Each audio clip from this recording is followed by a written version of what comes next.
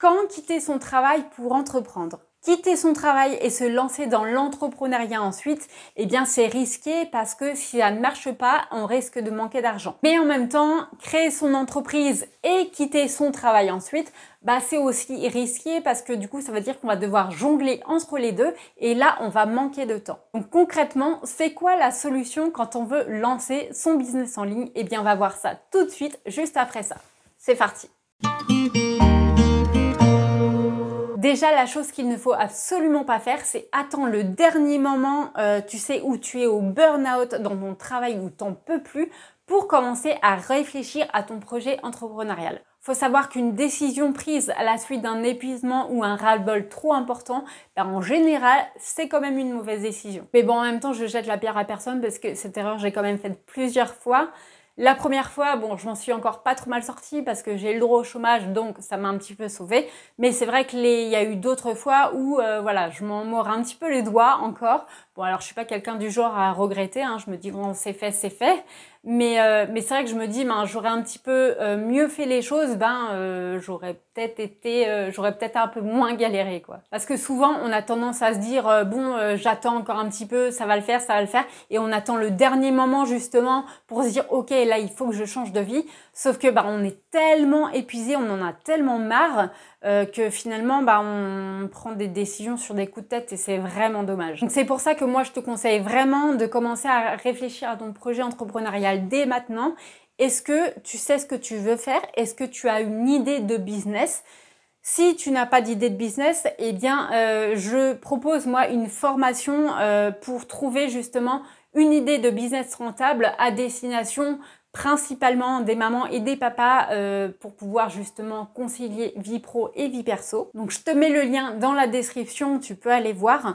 Dans tous les cas, faut se rassurer, il n'y a pas de pression à avoir dès maintenant. C'est vrai que souvent, en fait, on se met la pression bien trop tôt.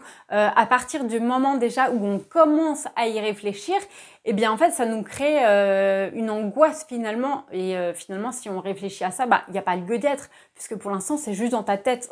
Je veux dire, tu auras le temps d'avoir peur quand tu passeras à l'action, que tu quittes ton travail, que tu crées ton entreprise. Mais pour l'instant, on te demande juste de faire tes premiers pas vers l'entrepreneuriat. On te demande juste de trouver une idée de business, de réfléchir à ça. T'es pas obligé d'en parler à la terre entière, tu peux garder ça pour toi. Et même si tu veux, t'es même pas obligé d'en parler à ton conjoint ou ta conjointe en fait. Donc vraiment, ça c'est un truc qui est vraiment perso et que tu peux faire en parallèle de ton activité, en cachette et ok, cool, vraiment à la cool. Ensuite, une fois que tu as trouvé ton idée de business, eh bien, il va falloir chercher une formation pour apprendre ce nouveau métier. Alors peut-être que tu veux te lancer finalement dans quelque chose que tu maîtrises déjà, auquel cas c'est très bien. Ceci dit, il va quand même falloir que tu développes ton côté entrepreneurial puisque apprendre le métier, connaître le métier, c'est très bien, mais il y a aussi tout cet aspect mindset d'entrepreneur donc qui est hyper important. Donc, pour te former, là encore, tu peux le faire en parallèle de ton emploi. Ça sert à rien de quitter ton travail tout de suite, surtout que maintenant, je veux dire, la plupart des formations en ligne, elles se font en 1 heure par jour, voire même moins parfois. Donc tu vois, après t'as toujours, je sais que souvent en étant parent, on est souvent débordé, mais voilà, si tu arrives à bien gérer ton temps, tu peux quand même te dégager 1 heure par jour, ça va pas te tuer. Ensuite, eh bien, il va falloir que tu développes une audience autour de ton activité. Donc si tu veux te lancer dans le freelancing, donc tu veux proposer vraiment tes services, auquel cas, là, une audience sera pas forcément nécessaire parce que, souvent, tu vas démarcher en direct ou, ça va être beaucoup par le réseau, finalement, du formateur. Mais par contre, si tu veux vraiment devenir un vrai entrepreneur, comme j'appelle ça, alors, si tu n'arrives pas à voir la différence entre freelance et vrai entrepreneur, moi, je fais un petit peu la différence entre les deux, eh bien, je t'invite à aller voir ma vidéo que j'ai faite sur le sujet. Freelance versus vrai entrepreneur qui apparaît là je ne sais pas. Donc voilà, je t'invite à aller la voir et en tout cas, si tu veux devenir un vrai entrepreneur, je te conseille de développer ton audience dès maintenant parce que ça prend beaucoup de temps. Donc là, c'est à toi de définir sur quel réseau tu veux être visible. Donc ça peut être YouTube, ça peut être un blog, ça peut être Instagram, Facebook, enfin voilà. Après, il faut que ce soit le combo entre toi, ce que tu aimes et là où sont tes clients. Et pas la peine d'être visible sur toutes les plateformes. Une seule plateforme suffit, surtout au début, parce que tu ne peux pas être partout en même temps. Juste un petit truc par rapport aux plateformes qui sont plus ou moins tendance que d'autres et d'autres justement sont mortes. Attention, je parle notamment du blog, j'entends souvent parler comme quoi le blog est mort, qu'il ne faut pas avoir un blog en 2024, ça ne sert à rien. Moi, je ne suis pas d'accord avec ça parce que justement, c'est quand tout le monde déserte un truc, justement, c'est là où il faut être, limite.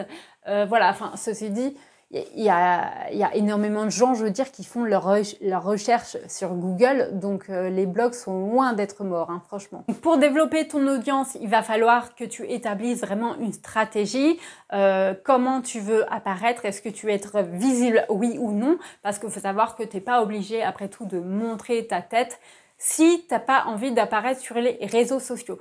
D'ailleurs, je te renvoie vers une vidéo que j'ai faite à ce sujet sur « Je ne veux pas être sur les réseaux sociaux » qui apparaît là ou là. Et en même temps, ça se comprend parce que si tu es dans une entreprise, t'as pas forcément envie d'être démasqué, quoi. Et si t'as pas beaucoup de temps, t'es pas obligé non plus d'y passer des heures et des heures. Tu vois, je te parle par exemple de YouTube, voilà, t'en as qui passent des heures, voire des journées à faire du montage, mais tu peux aussi très bien faire ça en très peu de temps. Tu fais un petit short vite fait, hop, c'est rapide, c'est envoyé, c'est fait. Et pour les autres plateformes, c'est exactement pareil. Donc la question de, le sujet « je n'ai pas le temps pour publier des posts et tout ça », c'est une excuse. Une fois que tu t'es formé, que tu as commencé à développer une petite audience sur les réseaux, alors attention, hein, pour rappel, le freelance n'est pas concerné par le développement d'audience. Et bien là, à ce moment-là, tu pourras commencer à envisager de quitter ton travail. Je te conseille de quitter ton travail dans les meilleures conditions possibles et de tout faire pour avoir le chômage derrière parce que on n'est pas des fous non plus, quoi, j'ai envie de dire. L'entrepreneuriat, c'est déjà risqué comme ça. Ça sert à rien de prendre des risques inutiles. Voilà, tu as peut-être une famille à nourrir, donc non, enfin voilà, arrange-toi pour avoir des aides derrière un certain filet de sécurité. Et d'ailleurs, j'explique dans une autre vidéo qui apparaît là ou là, pourquoi quitter son travail sans chômage derrière est une très mauvaise idée. Donc en gros, c'est soit tu quittes ton travail et tu as le chômage derrière, ce qui fait que ça va te permettre de générer des premiers revenus avec l'entrepreneuriat sereinement, comme ça tu as le temps et l'argent, c'est top. Soit si tu n'as pas de chômage, tu peux, il faut absolument que tu aies un filet de sécurité financier derrière, donc pour ça rien ne vaut le mi-temps.